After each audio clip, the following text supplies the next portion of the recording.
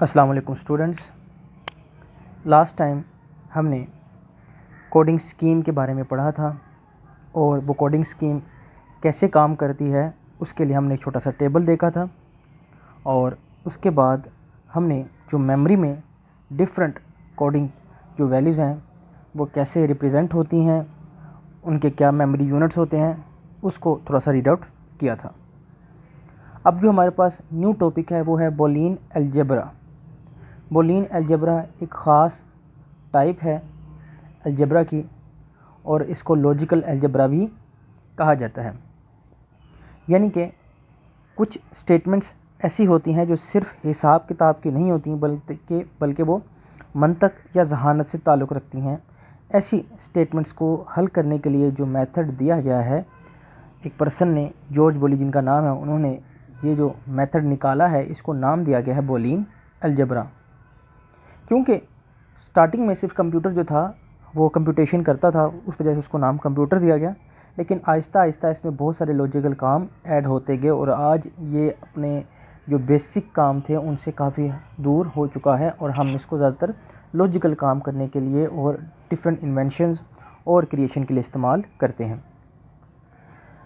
Boolean algebra में जो पहला टॉपिक हमारे पास आएगा इसको समझने के लिए वो है बूलियन प्रोपोजिशन। प्रोपोजिशन क्या है? प्रोपोजिशन किसी भी ऐसे स्टेटमेंट को कहा जाता है जिसका आंसर या ट्रू हो या फॉल्स हो, तो ऐसी स्टेटमेंट जो है वो क्या कहलाएगी? प्रोपोजिशन। क्योंकि ये सारे टॉपिक डिफ़ाइन करता है बाय दी बूलियन अलजेब्रा और उसके जो क्रिएटर हैं वो है जॉर्ज बोली, तो उसी निस्बत से इसको नाम दिया गया है बूलियन प्रोपोजिशन। उन्होंने इसके लिए जो है वो इसको नाम दिया और इसको डिफ़ाइन किया। हालांकि ये चीज़ें दुनिया में पहले मौजूद थी लेकिन उसको डिफ़ाइन किया गया, लोगों से मुतारिफ़ करवाया गया, एक कैटेगरी में रखा गया। यहाँ पे जो डेफिनेशन है वो भी देख लेते हैं। अ proposition is a statement that can either be true और फॉल्स। तो कहता क्या है बूलियन साहब कि यहाँ पर कोई भी ऐसी स्टेटमेंट जिसका आंसर ट्रू या फॉल्स होगा तो बूलियन अलजेब्रा में हम उसको नाम देते हैं बूलियन प्रोपोजिशन की। जो एग्ज़ाम्पल है, someone from our school can join Pakistani cricket team. Second, I will get A+ grade in board exam. I want to excel in mathematics. अब ये जो हमारे पास स्टेटमेंट्स हैं ये क्या हैं? प्रोपोजिशन। लेकिन इससे हट के जो है how are you, close the door, is it hot today या आउटसाइड, ये जो स्टेटमेंट्स हैं जो बाद में तीन नीचे लिखी हुई हैं ये प्रोपोजिशन नहीं है क्योंकि इनका जो आंसर है वो ट्रू और फॉल्स में नहीं आता। तो हर स्टेटमेंट प्रोपोजिशन नहीं होती, सिर्फ वही स्टेटमेंट जो या तो ट्रू होंगी या फिर फॉल्स वो प्रोपोजिशन कहलाएंगी। इसके बाद नीचे एग्जांपल दी गई है 1 में, we can also assign some letter to proposition as shown in the followings. P is equal I play chess and Q is equal I want to excel in mathematics. तो हम पूरी statements नहीं use करेंगे बल्कि इन letters को use करके या combine करके मज़ीद कंडीशंस या स्टेटमेंट्स बनाएंगे। यानी कि बार बार हमें ये नहीं लिखना पड़ेगा आई प्ले चेस, हम यूज़ करेंगे P को कि P का आंसर क्या है, तो जो कंप्यूटर होगा वो बताएगा येस और नॉट। इस तरीके से हम बताएंगे कि Q का आंसर क्या है तो वो बताएगा येस और नॉट।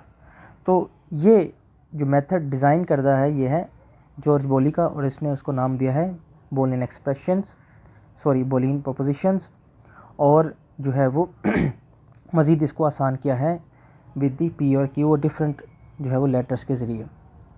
इसके बाद जो हमारे पास इसका मज़ीद एक टॉपिक बढ़ता है वो है ट्रुथ वैल्यू।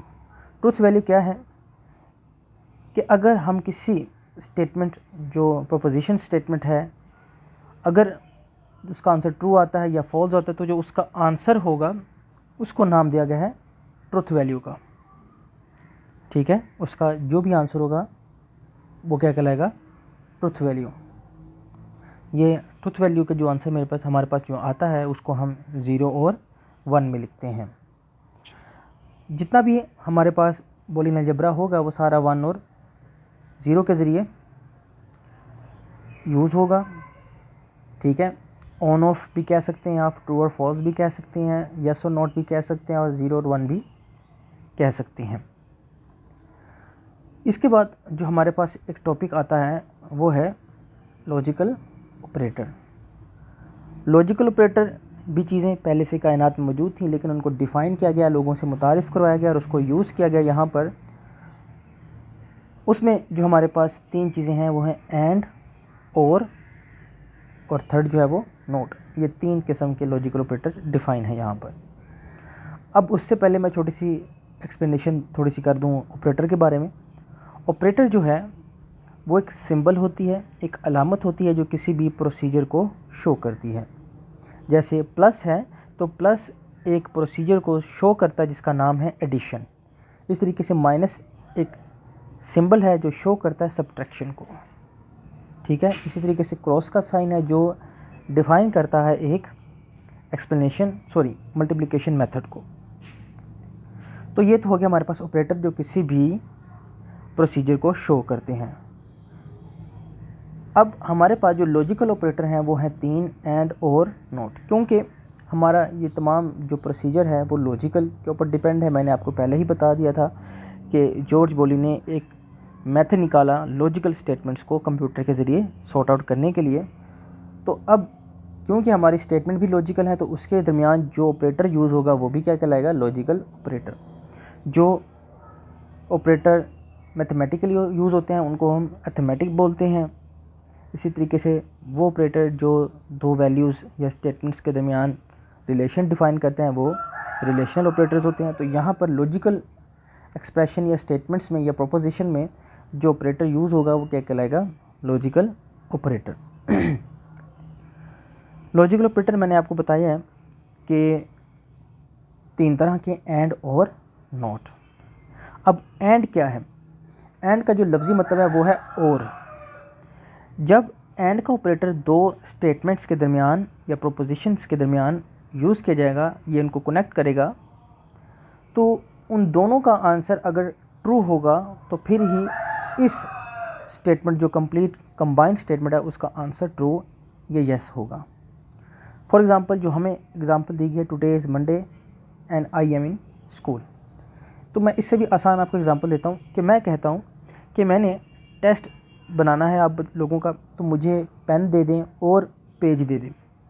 तो अगर मुझे पेन मिला है और पेज नहीं मिला, या पेज मिला है और पेन नहीं मिला, तो दोनों ही सूरतों में मैं टेस्ट जनरेट नहीं कर सकता। टेस्ट जनरेट करने के लिए मुझे दोनों चीज़ों की ज़रूरत होगी। तो मैं क्या बोलूँगा, मुझे कलम और सफ़ा दे दें या पेन और पेज दे दें, पेन एंड पेज। तो बिल्कुल वही कि इनमें दोनों स्टेटमेंट्स का ट्रू होना ज़रूरी होगा अगर हम फाइनल वैल्यू ट्रू चाहते हैं तो। अदरवाइज़ एक भी जो है वो फॉल्स होगा तो हमारी जो कंप्लीट प्रपोजिशन होगी या कंबाइंड या कनेक्टेड प्रपोजिशन जो होगी वो फॉल्स होगी। इसी तरीके से जो और ऑपरेटर है वो, उसका जो लफ्ज़ी मतलब है वो क्या है, या। अब वही चीज़ मैं यहाँ पर आपको एग्जांपल दे दूँ कि मैंने आपका टेस्ट बनाना है तो मुझे या पेज दे दें या जो है वो आप बुक दे दें, ठीक है, या नोटबुक दे दें या बुक दे दें ताकि मैं आपका टेस्ट बनाऊँ। तो जब मैंने यहाँ पे या इस्तेमाल किया तो मुझे अगर नोटबुक भी मिल जाएगी तो मैं तब भी टेस्ट बना लूँगा, या फिर जो है बुक मिल जाए तो मैं तब भी टेस्ट बना लूँगा। तो मैंने यहाँ पे जो लफ्ज़ इस्तेमाल किया वो क्या है, या। गिव मी बुक और नोटबुक। तो और में क्या होगा कि और में जो ऑपरेटर हमारे पास है लॉजिकल, इसमें अगर एक आंसर भी ट्रू होगा तो आंसर ट्रू कंसिडर किया जाएगा। अदरवाइज़ उस सूरत में कि जब दोनों ही फॉल्स होंगे तो आंसर फॉल्स होगा। डिफरेंस क्या है दोनों में कि एंड में अगर दोनों सही हैं तभी सही, अदरवाइज़ फॉल्स।